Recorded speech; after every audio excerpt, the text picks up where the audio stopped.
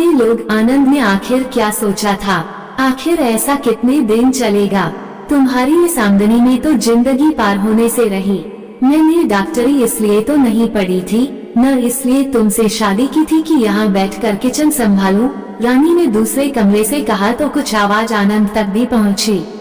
सच तो ये था कि उसने कुछ ही शब्द सुने थे, लेकिन उनका पूरा अर्थ अपने आप ही समझ गया था। आनंद और रानी दोनों ने ही अच्छे व संपन्न माहौल में रहकर पढ़ाई पूरी की थी। परेशानी क्या होती है, दोनों में से किसी को पता ही नहीं था। इसके बावजूद आनंद व्यावहारिक आदमी था। वह जानता था कि व्यक्ति की जिंदगी में सभी तरह के दिन आते हैं। दूसरी ओर रानी किसी भी तरह ये दिन बिताने को तैयार नहीं थी।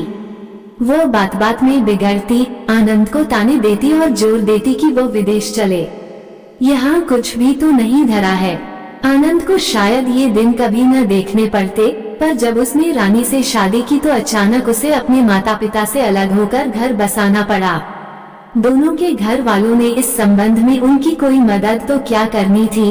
हाँ, दोनों को तुरंत अपने से दूर हो जाने का आदेश अवश्य दे दिया था। फिर आनंद अपने कुछ दोस्तों के साथ रानी को ब्याह लाया था। तब वह रानी नहीं, आयशा थी।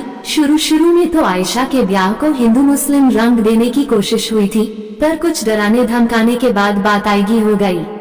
फिर भी उनकी जिंदगी में अकेलापन बैठ चुका था और दोनों हर तरह से खुश रहने की कोशिशों के बावजूद कभी न कभी, कहीं न कहीं निकटवर्तियों का, संपन्नता का और निश्चितता का अभाव महसूस कर रहे थे।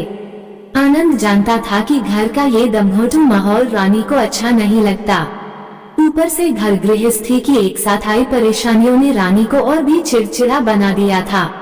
अभी कुछ माह पहले तक वह तितली सी सहेलियों के बीच इतराया करती थी। कभी कोई टोकता भी तो रानी कह देती, अपनी फिक्र करो, मुझे कौन यहाँ रहना है। मास्टर ऑफ सर्जरी एमएस किया और यह चिड़िया फुर। फिर वो सचमुच चिड़ियों की तरह फुदक उठती और सारी सहेलियां हंसी में खो जाती। यहाँ तक कि वह आनंद को भी अक्सर चिढ़ाया करती। आनंद की जिंदगी में इससे पहले कभी कोई लड़की नहीं आई थी। वो उन क्षणों में पूरी तरह डूब जाता और रानी के प्यार, सुंदरता और कहकहों को एक साथ ही महसूस करने की कोशिश करने लगता था। आनंद मास्टर ऑफ मेडिसिन एमडी करने के बाद जब सरकारी नौकरी में लगा, तब भी उन दोनों को शादी की जल्दी नहीं थी। अचानक कुछ ऐसी परिस्थितियां आईं कि शादी करना जरूरी हो गया। रानी के पिता उसके लिए कहीं और लड़का देख आए थे। अगर दोनों समय पर यह कदम न उठाते तो निश्चित था कि रानी एक दिन किसी और की हो जाती। फिर वही हुआ जिसका दोनों बरसों से सपना देख रहे थे। दोनों एक दूसरे की जिंदगी में डूब गए। शादी के बाद भी इसमें कोई फर्क नहीं आया। फिर भी क्षण की जिंदगी में ऐसे जीना संभव नहीं था और रानी की बड़बड़ाहट भी इसी की प्रतिक्रिया थी। आनंद ने ये सब सुना और रानी की बातें उसके मन में कहीं गहरे उतरती गईं। रानी के अलावा अब उसका इतने निकट था ही कौन। हर दुख दर्द की वह अकेली साथी थी। वह सोचने लगा, चाहे जैसे भी हो, विदेश निकलना जरूरी है। जो यहाँ बरसों नहीं कमा सकूंगा, वहाँ एक साल में ही कमा लूंगा। ऊपर से रानी भी खुश हो जाएगी। आखिर वह दिन भी आया जब आनंद का विदेश जाना लगभग तय हो गया। डॉक्टर के रूप में उसकी नियुक्ति इंग्लैंड में हो गई थी और अब उनके निकलने में केवल उतने ही दिन बाकी थे जितने दिन उनकी तैयारी के लिए जरूरी थे। जाने कितने दिन वहाँ लग जाएं, जाने कब लौटना हो भी या नहीं। तैयारी के छोटे से छोटे काम से लेकर मिलने जुलने वालों को अलविदा कहने तक सभी काम उन्हें इस समय में निपटाने थे। रानी की कड़वाहट अब गायब हो चुकी थी। आनंद अब देर से लौटता तो भी वो कुछ न कहती, जबकि कुछ महीनों पहले आनंद के देर से लौटने पर वो उसकी खूब खिंचाई करती थी। अब रात को सोने से पहले अधिकतर समय इंग्लैंड की चर्चा में ही बीतता। कैसा होगा इंग्लैंड? चर्चा करते करते दोनों की आंखों में एक दूसरे के चेहरे की जगह ढेर सारे पैसे और उससे जुड़े वैभव की चमक तैरने लगती और फिर न जाने दोनों कब सो जाते। चाहे आनंद के मित्र हो या रानी की सहेलियां, सभी उनका अभाव अभी से महसूस करने लगे थे। एक ऐसा अभाव जो उनके दूर जाने की कल्पना से जुड़ा हुआ था। आनंद का तो अजीब हाल था। आनंद को घर के फाटक पर बैठा रहने वाला चौकीदार तक गहरा नजदीकी लगता। नुक्कड़ पर बैठने वाली कुंजरे लाख झगड़ने के बावजूद कल्पना में अक्सर उसे याद दिलाती, लड़ लो, जितना चाहे लड़ लो, अब ये साथ कुछ ही दिनों का है। और फिर वह दिन भी आया जब उन्हें अपना मोहल्ला, अपना शहर, अपना देश छोड़ना था। जैसे जैसे दिल्ली के लिए ट्रेन पकड़ने का समय नजदीक आ रहा था, आनंद की तो जैसे जान ही निकली जा रही थी। किसी तरह से उसने दिल को कड़ा किया और फिर वो अपने मोहल्ले, शहर और देश को एक के बाद एक छोड़ता हुआ उस धरती पर जा पहुंचा जो बरसों से रानी के लिए ही सही उसके जीने का लक्ष्य बनी हुई थी। लंदन का हीथ्रो हवाई अड्डा, यांत्रिक जिंदगी का दूर से परिचय देता विशाल शहर। जिंदगी कुछ इस कदर तेज की हर 2 मिनट बाद कोई हवाई जहाज फिर से उड़ जाता। चारों ओर चकमगमग, उसी के मुकाबले लोगों के उतरे या फिर कृत्रिम मुस्कुराहट भरे चेहरे। जहाज से उतरते ही आनंद को लगा कि उसने बाहर का कुछ पाया जरूर है, पर साथ ही अंदर का कुछ ऐसा अपनापन खो दिया है जो जीने की पहली शर्त हुआ करती है। रानी उससे बेखबर इंग्लैंड की धरती पर अपने कदमों को तोलती हुई सी लग रही थी और उसकी खुशी का ठिकाना न था। कई बार चाहत कर उसने आनंद का भी ध्यान बटाना चाहा, पर फिर उसके चेहरे को देख अकेले ही उस नई जिंदगी को महसूस करने में खो जाती। अब उन्हें इंग्लैंड आए 1 महीने से ऊपर हो रहा था। दिन भर जानवरों की सी भाग दौड़, हर जगह बनावटी संबंध, कोई भी ऐसा नहीं जिससे 2 पल बैठकर वे अपना दुख दर्द बांट सकें। खाने पीने की कोई कमी नहीं थी, पर अपनेपन का काफी अभाव था। यहाँ तक कि वे भारतीय भी 2-1 बार लंच पर बुलाने के अलावा अधिक नहीं मिलते जुलते जिनके एड्रेस वह अपने साथ लाया था। जब भारतीयों की यह हालत थी तो अंग्रेजों से क्या अपेक्षा की जा सकती थी।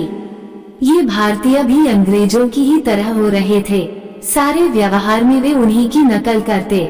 ऐसे में आनंद अपने शहर की उन गलियों की कल्पना करता जहाँ कहकहों के बीच घइयों का अस्तित्व खत्म हो जाया करता था। वे लंबी चौड़ी बहसें अब उसे काल्पनिक सी लगती।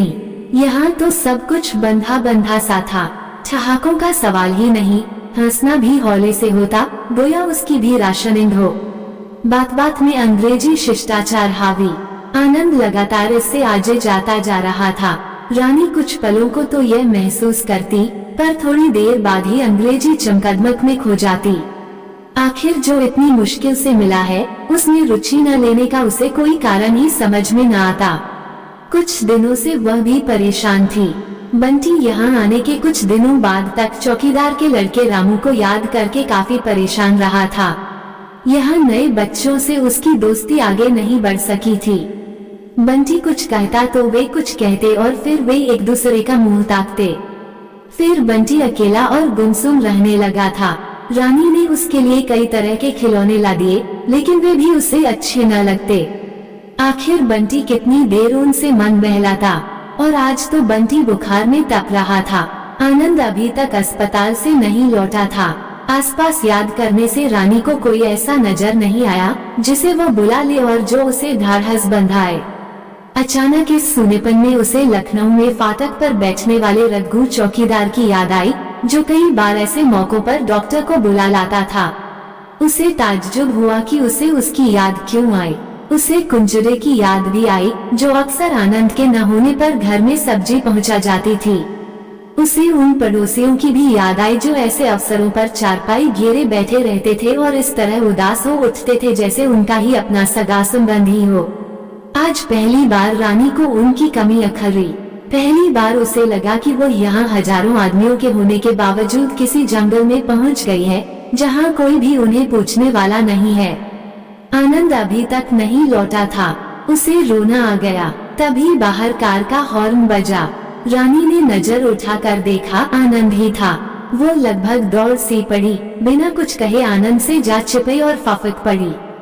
तभी उसने सुबकते हुए कहा, कितने अकेले हैं हम लोग यहाँ, मर भी जाएं तो कोई पूछने वाला नहीं। बंटी की तबीयत ठीक नहीं है और एक एक पल मुझे काटने को दौड़ रहा था। आनंद ने धीरे से बिना कुछ कहे उसे अलग किया और अंदर के कमरे की ओर बढ़ा, जहाँ बंटी आंखें बंद किए लेटा था। उसने उसके माथे पर हाथ रखा, वह तप रहा था। उसने कुछ दवाएं बंटी को पिलाईं। बंटी थोड़ा आराम पाकर सो गया। थका हुआ आनंद एक सोफे पर लुढ़क गया। दूसरी ओर आराम कुर्सी पर रानी निढाल पड़ी थी। आनंद ने देखा उसकी आंखों में एक गलती का एहसास था। गोया वह कह रही हो, यहाँ सब कुछ तो है पर लखनऊ जैसा, अपने देश जैसा अपनापन नहीं है। चाहे वस्तुएं हो या आदमी, यहाँ केवल ऊपरी चमक है। कार, टेलीविजन और बंगले की चमक मुझे नहीं चाहिए। तभी रानी थके कदमों से उठी। एक बार फिर बंटी को देखा। उसका बुखार कुछ कम हो गया था। आनंद वैसे ही आंखें बंद किए हजारों मील पीछे छूट गए, अपने लोगों की याद में खोया हुआ था। रानी निकट आई और चुपचाप उसके कंधों पर अपना सिर टिका दिया, जैसे अपनी गलती स्वीकार रही हो। आपको ये कहानी कैसी लगी हमें कमेंट कर जरूर बताएं। इसी तरह की अच्छी कहानियाँ आप यहाँ पर पढ़ सकते हैं। यहाँ उपस्थित शिक्षाप्रद कहानियाँ आपका मनोरंजन करने के साथ दिशा भी देंगी। तो बने रहिए हमारे साथ और हमारे प्रयास को सफल बनाएं।